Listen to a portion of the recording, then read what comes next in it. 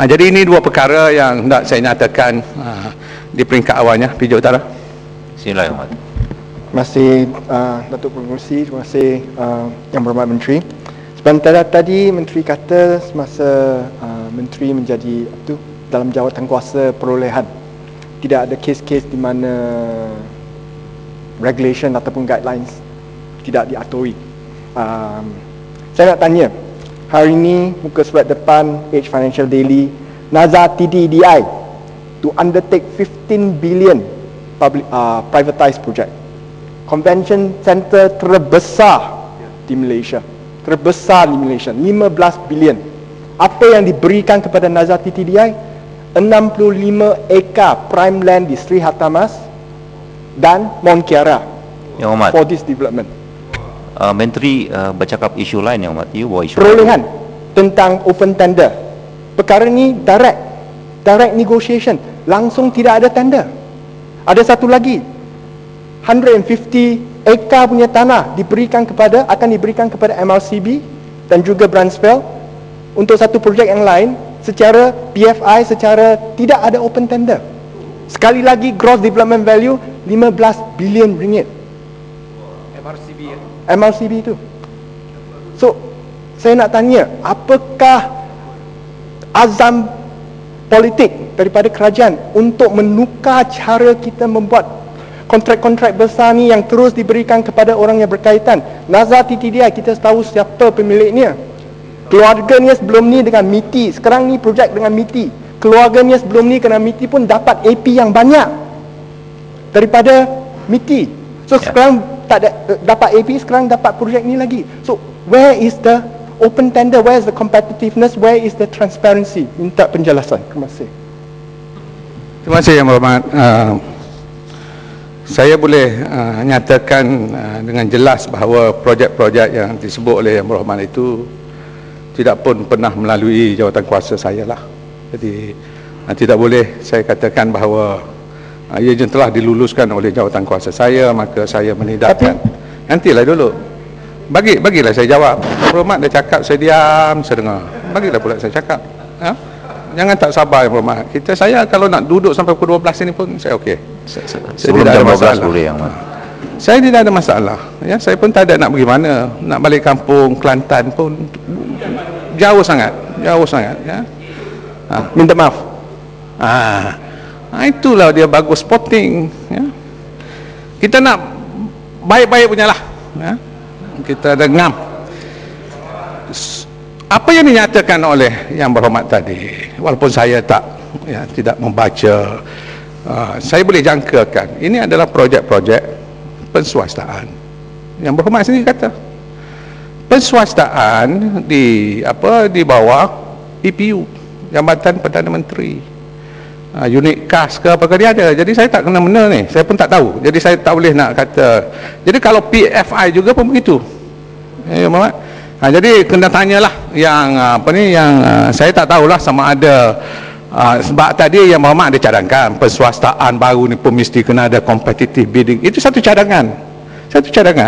Tetapi yang dilakukan ini mungkin tidak termasuk dalam yang baru ni. Saya pun tidak begitu tahu, ya. Tapi pastinya dia tidak melalui jawatan kuasa perolehan yang saya sebut. Jadi jangan kata Yang Berhormat semalam Menteri cakap tak ada, ini ada. Tidak, ya, tidak. Itu tidak betul. Boleh saya teruskan? Penjelasan sikit, just to clarify sikit. Apakah guidelines tentang PFI ini? Adakah bahawa Kementerian Kewangan, adakah Kementerian Kewangan terlibat dalam projek-projek PFI ataupun langsung tidak terlibat, semuanya dikuasai oleh EPU ke?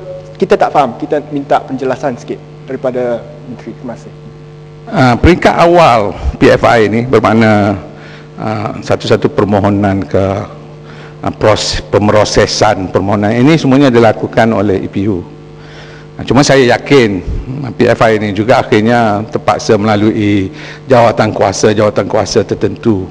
Dan saya yakin juga pada jawatan kuasa tersebut biasanya Menteri Keuangan, ya, akan ada, ya. Cuma saya tak tahu peringkat mana, ya, Exco ke apa. Sebab saya tak termasuklah sebagai timbalan menteri, saya tak masuk dalam jawatan kuasa tersebut, ya. Kalau macam tu, boleh tak Menteri boleh dapatkan penjelasan yang lebih menyeluruh dan berikan jawapan kepada kami, sebab memang Kementerian Kewangan terlibat dalam perkara ni.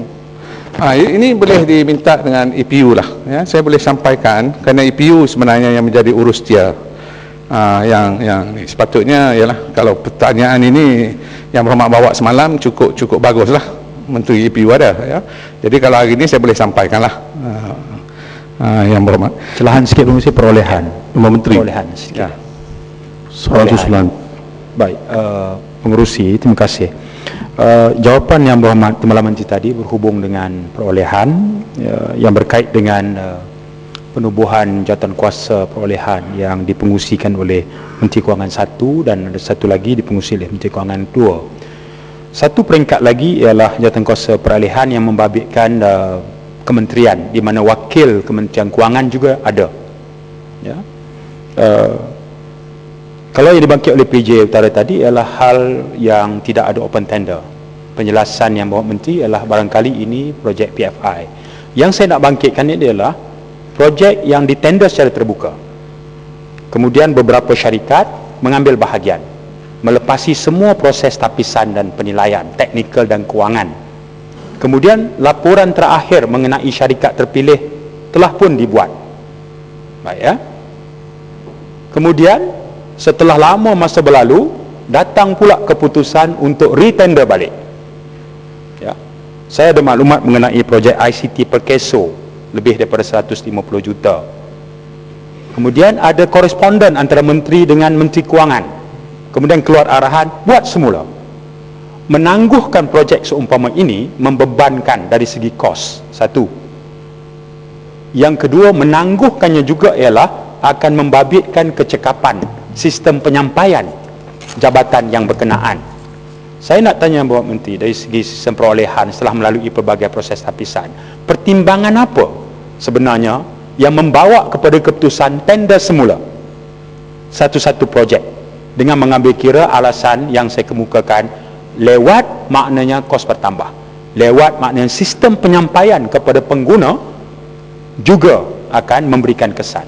Jadi jawapan yang Berhormat Timbalan Menteri saya perlukan untuk memberikan sebab, alasan dan keadaan bagaimana keputusan tender semula itu dibuat. Apakah melalui satu keputusan politik ataupun sebab-sebab apa. Ini penting untuk memberikan keyakinan terhadap kecekapan sistem perolehan kerajaan. Terima kasih Berhormat. Tanpa mengetahui kes spesifik, ya, dan mengikut pengalaman yang saya lalui sendiri dalam jawatan kuasa perolehan, ada kes-kes yang kita terpaksa hantar kembali ke kementerian. Pertamanya untuk merundingkan semula harga. Dalam proses memuktamadkan harga, kadang-kadang dirasakan harga itu terlalu tinggi. Tambah-tambah lagi ianya melepasi ceiling RMK 9 yang telah pun ditetapkan, ya. Jadi kalau jumlah itu tinggi, lebih tinggi, kalaupun dipersetujui oleh peringkat kementerian, kerana barangkali betul lah harganya memang tak boleh mengikuti ceiling lagi dah, ya. Kita hantar kembali ke kementerian, pertamanya supaya dirunding semula harga untuk memuktamadkannya. Dan kadang-kala ada kes-kes seperti ini diangkat kembali oleh kementerian, mengatakan tak boleh lagi dah, ini dah yang paling akhir. Jadi jawatan kuasa perolehan akan menilai sama ada betul kita terpaksa menerima perbelanjaan yang melebihi ceiling, ataupun kita merasakan bahawa sebenarnya kalau dilakukan satu proses tender sekali lagi, mungkin harganya adalah lebih baik, kurang daripada ceiling. Ini kes-kes yang pernah saya lalui, ya. Jadi ada keadaan dan situasi di mana ini boleh berlaku, dan ini yang boleh mungkin lambat, mungkin dirasakan tidak efisien, tapi kadang-kala peraturan keuangan yang kita tetapkan dan kita mahu ianya diikuti, kita terpaksa kompromi jugalah, sikit kelewatan. Kalau tidak, ada yang last minute datang minta kita segerakan. Apakah ini berarti kita perlu lepaskannya semata-mata untuk disegerakan?